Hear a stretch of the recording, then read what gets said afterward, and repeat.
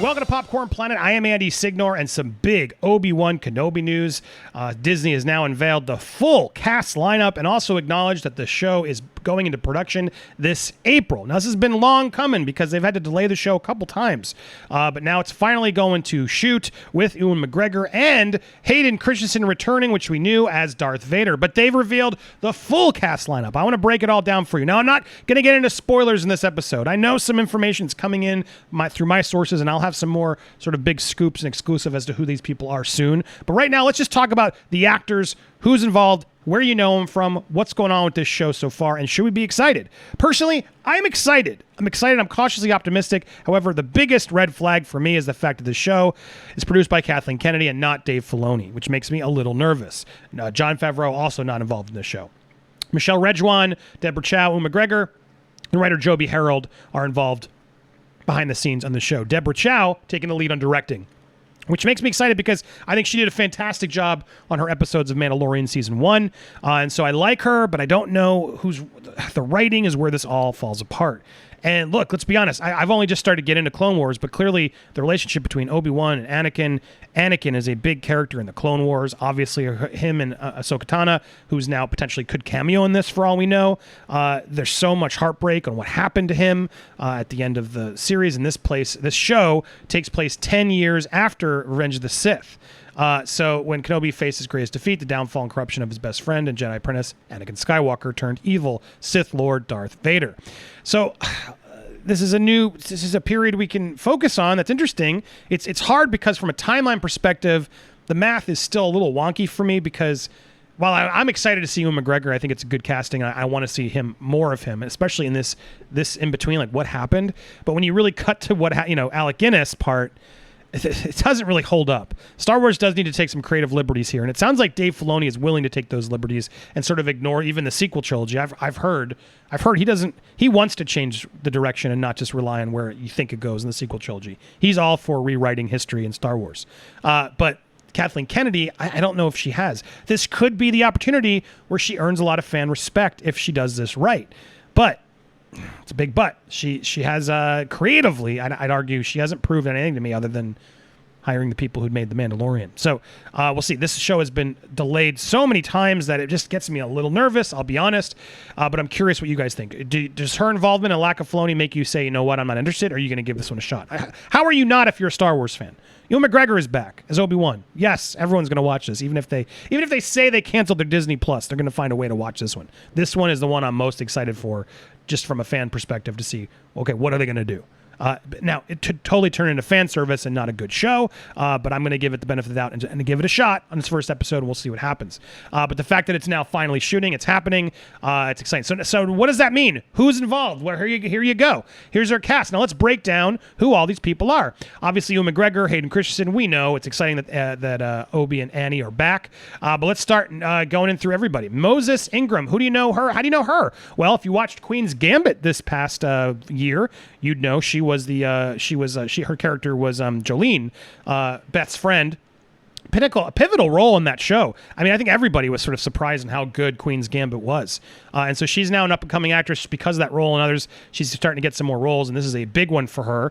She's listed as number 3. And now, I don't know if that order is actually who's, top billing sake, but they made a choice. It's not alphabetical. They made a choice in sort of the order of things, and she's listed as number 3. So assume that's a big deal. So there you go. Queen's Gambit, Jolene joining the mix. Now, the big news next up on that call sheet there was the return of Uncle Owen and Aunt Peru, played by Joel Edgerton. And Bonnie Piesse, I don't know how to say her last name, but Bonnie and Joel are back. And this is a big deal because this implies, well, we might get young Luke Skywalker, which could be a blessing or a curse, depending on how they did it. I mean, Luke Skywalker is already pretty whiny in the first movie. I can't imagine seeing he's 10. He'd be 10 now. So, yeah, 10-year-old Luke Skywalker. You got to remember, Luke is like 16 when he goes, I think it is. He's still a teenager. So, in theory, they got to be careful with these ages because it doesn't actually line up when you put them together. So it'll be interesting to see how they play all that from a timeline perspective. But getting them back is interesting, and I'm excited because Joel Edgerton's great. Joel Edgerton has done a bunch of acting. Obviously, he's been around doing a lot of stuff, but he's really gotten good as a director as well. I really liked his film, The Gift. I don't know if you guys saw that. Here it is. The Gift with Jason Bateman. Creepy movie that he stars and directed in. Highly encourage it. And if you don't know, Bonnie has been, this year, she was on the HBO docuseries The Vow, which was just a heartbreaking show. If you haven't watched it, I highly encourage you to check it out. She's involved because she got stuck with the Nexium cult, and she tried to get out of it. And then she was like blacklisted, and everyone turned on her. It was such a tragic story. But her and her husband, Mark, sort of broke free. It's a fascinating watch, and I only break this up for anybody else who watched The Vow. It just so warms my heart to see, Mark is such a big Star Wars fan too, to see that they made it through that whole disaster, the nightmare, and now she gets to come back and replay in the Star Wars sandbox. Bravo. I'm so excited for her. Very, very exciting stuff. And then on the list, Kumail Nanjiani, who is ripped, I imagine still ripped. Good for you, man, for getting ripped, because now once you got ripped, you're now in Marvel, Star Wars. What's next? DC? What are you gonna be in next? This is crazy. So now he's got a role in both worlds. That means he can go to conventions for the rest of his life. Both projects though still aren't out, but his ripped muscles are out. I mean, dude looks good. It seems like you should keep this, man, because clearly it's helping you get these big roles. Excited to see what he has to offer in Obi-Wan. Next up. This is Indiria Varma. Now, you know her obviously here from Game of Thrones. She was Ilaria Sand, with Pedro Pascal, the Viper.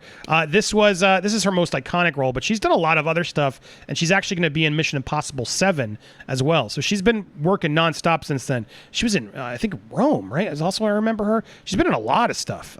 Luther. Yeah, looking at her resume right here, it's a lot of stuff she's done, even since Game of Thrones, Carnival Row. She's a lot of TV stuff, and now getting into movies and bigger miniseries. Good for Indria. This is a big role. So to have some Game of Thrones blood in here is exciting. And then we have Rupert Friend.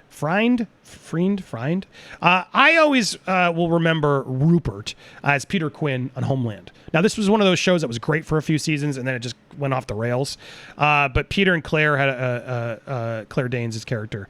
They had a pretty it was a pretty intense.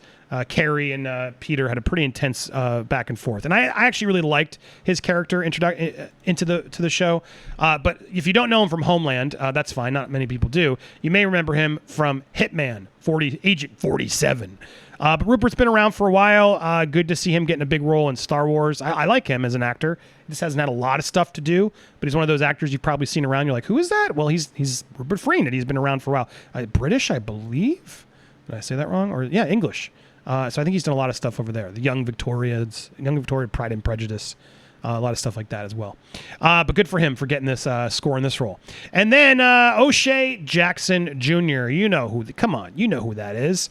OShea Jackson. Well, that's Ice Cube's son, and he played Ice Cube in Straight Outta Compton. O'Shea was also in Godzilla King of the Monsters. He was in Long Shot with Seth Rogen, and he played a good character in Ingrid Goes West, which I enjoyed. So good to see him getting some more roles and getting out there. I like what he's done so far. He's involved as well. And then, wow, big news. Sung Kang, who plays Han in the Fast and the Furious films. Well, Justice for Han is actually happening. And now not only is he going to be in Fast and the Furious 9, F9, I think they're calling it. Sounds like an F9 key. He's now involved in the Star Wars world. So that's pretty fun. I saw a lot of people online excited to see him involved as well.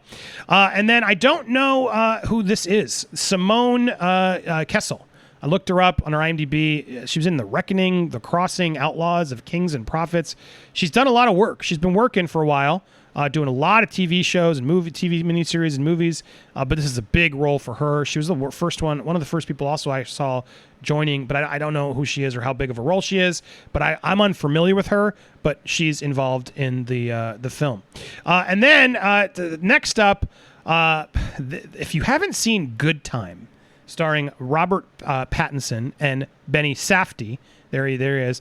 Benny here, who's involved who's now going to be in this project, is half of the Safdie brothers. Safdie brothers made Good Time, and they made Uncut Gems, which I've get trolled a lot for my review of Uncut Gems. I was trolling you guys a little bit. It's bothered me. That's a sign of a good movie.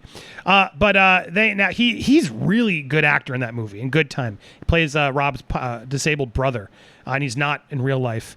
I wasn't sure. I was like, wow, it was just a really good role, and it's just another crazy movie if you've ever watched. But it's kind of fun to see Benny Safdie now get an acting role. These Star Wars shows like to cast directors, if you've noticed, and I think that's great. Give some cool people outside the box opportunities, and if you've seen Good Time, you'll be like, all right, I want to see what else this guy can do. So Benny Safdie right here, he's joined the mix as well. So there you have it. That's the full cast lineup for Obi-Wan Kenobi. A pretty big cast, I gotta say. And obviously this is just the beginning. Interesting for them to reveal so many people. Usually they don't do this. It'll be interesting to see who's like most involved in the show.